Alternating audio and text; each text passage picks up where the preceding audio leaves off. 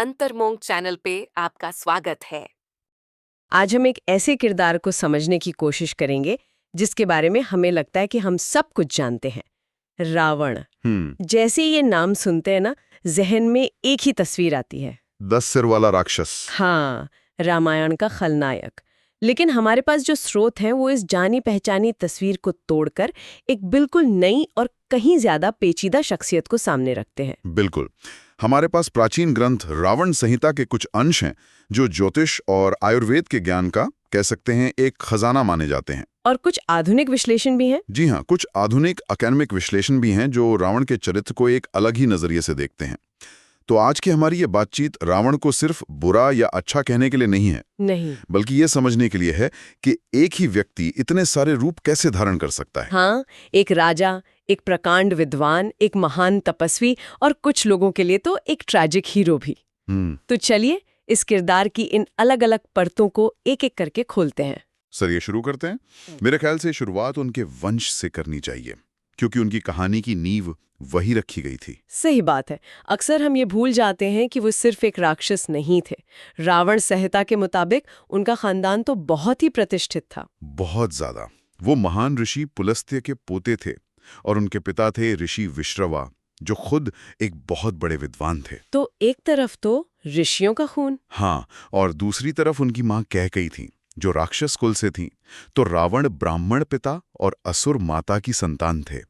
ये मिश्रण ही उनके चरित्र की जटिलता की पहली वजह है। मतलब ज्ञान और शक्ति दोनों का संगम। संहिता में ये भी लिखा है कि उनका जन्म एक खास मकसद से हुआ था। हाँ, ग्रंथ में ऐसे संकेत हैं कि राक्षसों का प्रभाव कम हो रहा था और उनके हितों की रक्षा के लिए एक शक्तिशाली नेता की जरूरत थी। रावण का जन्म उसी योजना का हिस्सा माना जाता है। और उनकी शक्ति सिर्फ वंश तक सीमित नहीं थी, है ना? नहीं, बिल्कुल नहीं। उन्हें ऐसे ऐसे वरदान मिले थे जो आज के जमाने में किसी सुपर पावर की तरह लगते हैं। अच्छा, जैसे कि? एक वरदान तो पार्वती जी से मिला था, जो बहुत ही अनोखा है।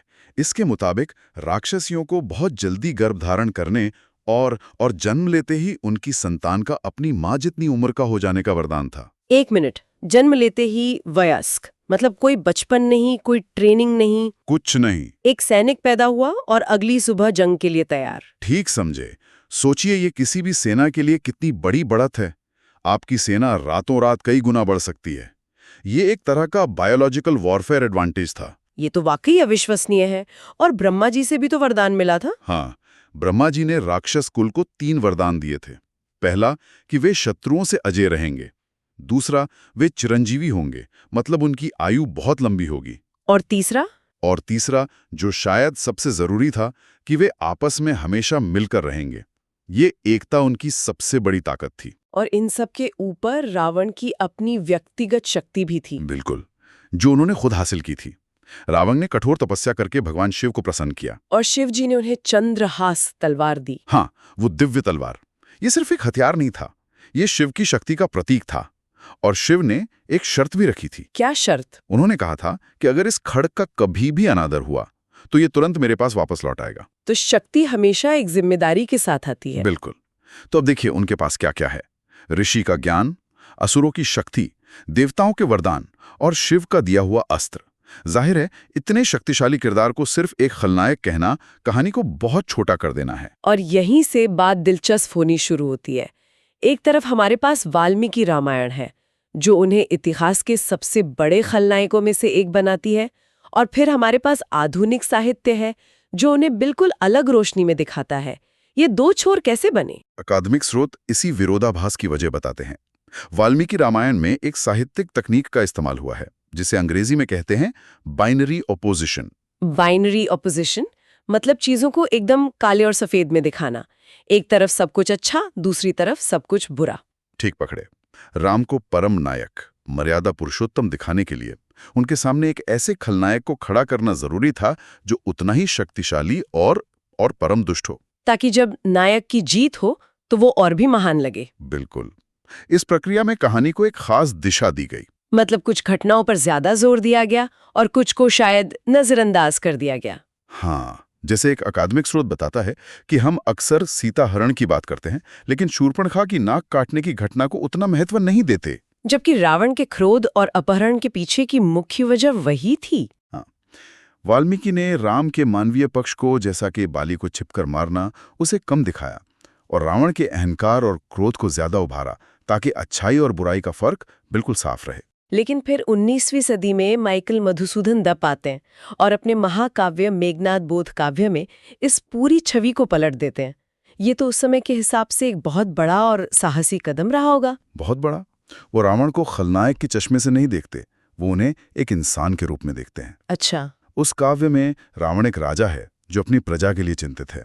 वो एक पिता है जो अपने बेटे बीरबाहु की मौत पर टूटकर रोता है। एक सीन है जहां उनकी पत्नी चित्रांगदा उन पर युद्ध के लिए आरोप लगाती हैं और हम रावण का असहाय और दुखी रूप देखते हैं। तो वहां पढ़ने वालों की सहानुभूति राम से ज्यादा रावण के साथ हो जाती है। हाँ। तो जो सदियों से बुराई का प्रतीक था, वो एक आधुनिक लेखक की कलम से एक ट्रैजिक हीरो बन जाता है। और ये दिखाता है कि कहानी वही रहती है, लेकिन कहानी कहने वाले का नजरिया उसे बदल देता है।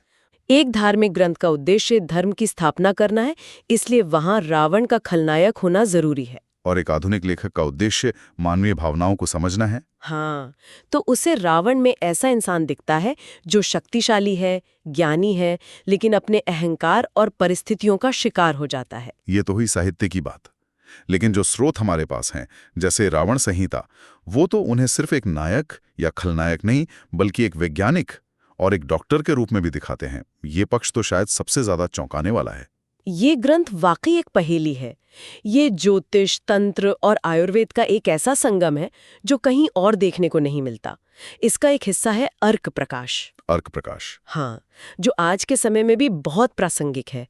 इसमें अर्क कल्पना का जिक्र है। अर्क कल्पना, ये क्या है? ये जड़ी बूटियों से आसवन यानी डिस्टिलेशन की प्रक्रिया से उनका औषधीय सत्व या एसेंस निकालने की विधि है। एक मिनट, डिस्टिलेशन मतलब हम आज की केमिस्ट्री की एक एडवांस तकनीक की बात कर रहे हैं जो उस ग्रंथ में हजारों साल पहले से मौजूद थी। ये तो किसी साइंटिफिक जर्नल जैसा लग रहा है, पौराणिक ग्रंथ जैसा नहीं। बिल्कुल। और ये सिर्फ थ्योरी नहीं थी। संहिता में हृदय रोग के लिए अर्जुन की छाल का अर्क, चर्म रोगों के लिए नीम का अर्क, गुर्दे की पथरी के लिए भी, हाँ, उसके लिए अलग अर्क, यहाँ तक कि अवसाद यानी डिप्रेशन जैसी मानसिक बीमारी के लिए शंख पुष्पी का अर्क बनाने की पूरी विधि बताई गई है। ये उस जमाने की एडवांस्ड फार्माकोलॉजी थी। ये तो कमाल है। मतलब ये सिर्फ काढ़ा या चूर्ण बनाने वाली बात नहीं है, ये तो टारगेटेड मेडिसिन है, हर बीमारी के लिए खास फॉर्मूला। सिर्फ इतना ही नहीं, ग्रंथ में आयुर्वेद के मूल सिद्धांत भी समझाए गए हैं। जैसे हमारे भोजन में मीठे, खट्टे, नमकीन जैसे 6 रस होते हैं, उनके गुण और दोष क्या हैं, शरीर में वात, पित्त, कफ का संतुलन कैसे काम करता है। मतलब ये सिर्फ एक रेसिपी बुक नहीं है। नहीं, ये शरीर विज्ञान का भी ग्रंथ है। और मैंने सुना है कि इसमें ज्योतिष और तंत्र का भी बहुत बड़ा रोल है। ये विज्ञान और अध्यात्म का कैसा मेल है? यही बात इसे सबसे अनोखा बनाती है। रावण संहिता में सिर्फ दवा बनाना नहीं सिखाया गया, बल्कि ये भी बताया गया है कि किस दवा को किस नक्षत्र में बनाना है, किस मंत्र का जाप करते हुए बनाना है, और किस विधि से उसे सिद्ध करना है। हाँ, ताकि उसका असर कई गुना बढ़ जाए। इसमें अंगन्यास और करन्यास जैसी तांत्रिक क्रियाओं का भी जिक्र है, जो मंत्रों की ऊर्जा को शरीर में स्थापित करने की प्रक्रिया है। तो दवा का असर सिर्फ केमिकल प्रॉपर्टीज पर नहीं, बल्कि बनाने वाले की नियत, समय और ब्रह्मांडीय ऊर्जा पर भी निर्भर करता है। ये तो एक बहुत ही होलिस्टिक अप्रोच है। यही नहीं, ग्रंथ में कुछ ऐसे प्रयोगों का भी जिक्र है जो आज साइंस फिक्शन जैसे लगते हैं। जैसे तामसी नाम की एक माया का जिक्र है, जिससे युद्ध के मैदान में घना अंधेरा पैदा किया जा सकता था। अच्छा। और कुछ प्रयोगों से अदृश्य होने या दूसरों को सम्मोहित करने की विधियां भी बताई गई हैं। और धातु विज्ञान के बारे में भी कुछ है। हाँ, सोने, चांदी, तांबे जैसी धातुओं को कैसे शुद्ध किया जाए और उनकी भस्म कैसे बनाई जाए, जिसे आज के आयुर्वेद में भी इस्तेमाल किया जाता है, इसकी भी विस्तृत प्रक्रिया दी गई है। तो आप देखिए, रावण सिर्फ एक योद्धा या राजा नहीं थे। नहीं, वो एक केमिस्ट, एक फार्मासिस्ट, एक डॉक्टर, एक ज्योतिषी और एक आविष्कारक भी थे। तो एक तरफ इतना ज्ञान और दूसरी तरफ ऐसी शक्ति कि उन्होंने देवताओं और इंद्र तक को हरा दिया। तभी तो उनके बेटे का नाम इंद्रजीत पड़ा। इंद्र को जीतने वाला। एकेडमिक स्रोत भी यही कहते हैं कि राम के कद का नायक दिखाने के लिए वाल्मीकि को एक ऐसे ही खलनायक की जरूरत थी। सही कहा, रावण वो खलनायक थे जो हर पैमाने पर नायक के बराबर थे। बस उनके पास राम जैसी दैवीय सहायता नहीं थी। उन्होंने तो यमलोक तक को जीतने का संकल्प ले लिया था। वो अपनी शक्ति के चरम पर थे। लेकिन यहाँ कहानी में एक और दिलचस्प मोड़ आता है। जिस रावण संहिता में उनके इतने ज्ञान और शक्ति का बखान है, उसी में उनकी हार की कहानियां भी हैं, और वो भी राम से युद्ध से बहुत पहले। और यही बात इस ग्रंथ को इतना प्रामाणिक बनाती है। ये कोई प्रचार ग्रंथ नहीं है जो सिर्फ एक पक्ष की तारीफ करे। संहिता में साफ लिखा है कि रावण 2 बार बुरी तरह हारे थे। 2 बार राम से पहले? ये बात तो ज्यादातर लोगों को नहीं पता होगी। किसके हाथों? और क्या ये हार सिर्फ शारीरिक थी या इससे उनके अहंकार को भी चोट पहुंची? पहली हार हुई थी कार्तवीर्य अर्जुन के हाथों, जिन्हें सहस्त्र बाहु अर्जुन भी कहते हैं। सहस्त्र बाहु? हाँ, कहानी है कि रावण नर्मदा नदी के किनारे शिव पूजा कर रहे थे और सहस्त्रबाहु ने अपनी 1000 भुजाओं से नदी का प्रवाह ही रोक दिया। जब रावण ने विरोध किया तो युद्ध हुआ और सहस्त्रबाहु ने रावण को बंदी बना लिया। ये रावण के अहंकार पर पहला बड़ा आघात था। और दूसरी हार, वो किससे हुई? दूसरी हार शायद और भी ज्यादा अपमानजनक थी। ये हुई थी किष्किंधा के वानर राज बाली के हाथों। बाली? जी, रावण बाली को चुनौती देने पहुंचे। बाली उस समय पूजा कर रहे थे। उन्होंने रावण को अपनी कांख में दबा लिया और चारों समुद्रों की परिक्रमा कर डाली। क्या? हाँ, रावण ने छूटने की बहुत कोशिश की, लेकिन बाली की पकड़ से निकल नहीं पाए। संहिता में लिखा है कि बाली ने उन्हें कीड़े की तरह मसल दिया था। कांख में दबाकर चारों समुद्रों की परिक्रमा? ये तो किसी भी महाशक्तिशाली योद्धा के लिए बहुत बड़ा अपमान है। ये कहानियां रावण के चरित्र को ज्यादा मानवीय और यथार्थवादी बना देती हैं। बिल्कुल, ये दिखाती हैं कि कोई कितना भी शक्तिशाली क्यों ना हो, उसकी भी सीमाएं होती हैं। वो अजय होकर भी हमेशा अजय नहीं था। ये कहानियां उनके चरित्र को एक मानवीय धरातल पर ले आती हैं। वो सिर्फ एक 10 सिर वाला दानव नहीं, बल्कि एक ऐसा पात्र है जिसने जीत भी देखी और हार भी। जिसने ज्ञान भी अर्जित किया और अहंकार भी पाला।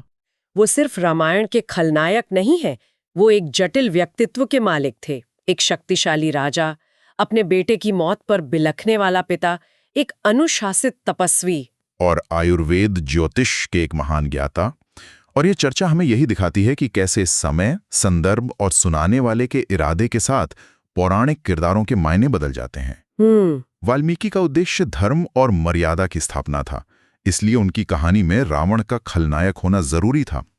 माइकल मधुसूदन दत्त एक आधुनिक कवि थे जो मानवीय भावनाओं को समझना चाहते थे, तो उनकी कहानी में वही रावण एक ट्रैजिक हीरो बन गया। मतलब एक पीढ़ी जिसे सिर्फ बुराई के प्रतीक के तौर पर देखती है, हो सकता है अगली पीढ़ी उसे एक ऐसे नायक के तौर पर देखे जिसकी कहानी दुखद थी। हाँ, ये सब कहानी कहने और सुनने वाले पर निर्भर करता है।